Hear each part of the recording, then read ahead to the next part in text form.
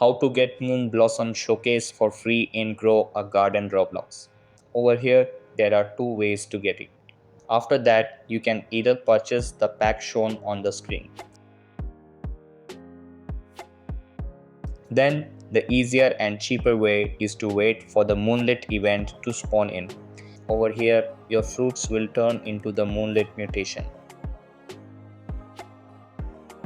Then, grab your Moonlit fruits and go back to the NPC.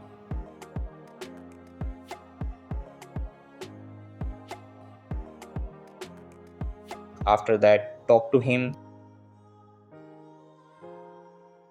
and give him the fruits. Then he will give you points in exchange. Over here, every 20 points will get you a seed pack for free. After that, at 130 points, you'll also get a seed pack and so on. Then keep giving him moonlit fruits to earn more points and get free seed packs. So that's all for this video.